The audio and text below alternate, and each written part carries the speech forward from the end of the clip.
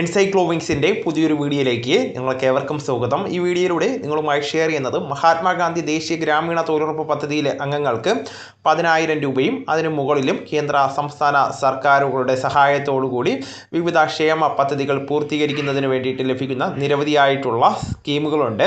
അപ്പോൾ ഇതിൻ്റെ വിശദാംശങ്ങളാണ് ഈ വീഡിയോയിലൂടെ നിങ്ങളുമായി ഷെയർ ചെയ്യുന്നത്. നമ്മുടെ വീഡിയോസ് ആദ്യമായി കാണുന്ന സുഹൃത്തുക്കളാണെങ്കിൽ ആദ്യമേ തന്നെ ചാനലൊന്ന് സബ്സ്ക്രൈബ് ചെയ്യുക.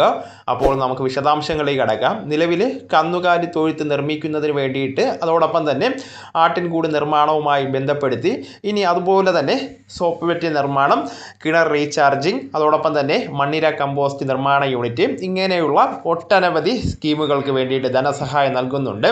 മാത്രവുമല്ല തൊഴിലുറപ്പ് പദ്ധതിയിലെ തൊഴിൽ ദിനങ്ങൾ നമ്മുടെ വീട്ടിൽ തന്നെ ഇതിൻ്റെ നിർമ്മാണ പ്രവർത്തനവുമായി ബന്ധപ്പെടുത്തി ചിലവഴിക്കുന്നതിനും അങ്ങനെ ആ വേതനങ്ങൾ നമ്മുടെ അക്കൗണ്ടിലേക്ക് ക്രെഡിറ്റ് ആകുന്നതുമാണ്.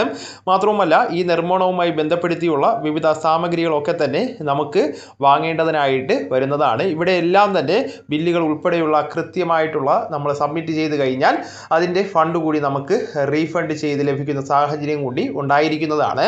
അതായത് കേന്ദ്ര സർക്കാർ ഇതിനു വേണ്ടിയിട്ട് ഫണ്ട് അനുവദിക്കുന്നതാണ്. അപ്പോൾ ഇത്തരം ക്ഷേമ പദ്ധതികളുടെ ആനുകൂല്യങ്ങൾക്ക് മുൻഗണന റേഷൻ കാർഡുകാർക്ക്, അതായത് BPL AOI മഞ്ഞ കാർഡുകളുടെ ആണെങ്കിൽ അവർക്ക് മുൻഗണന നൽകുന്നുണ്ട്.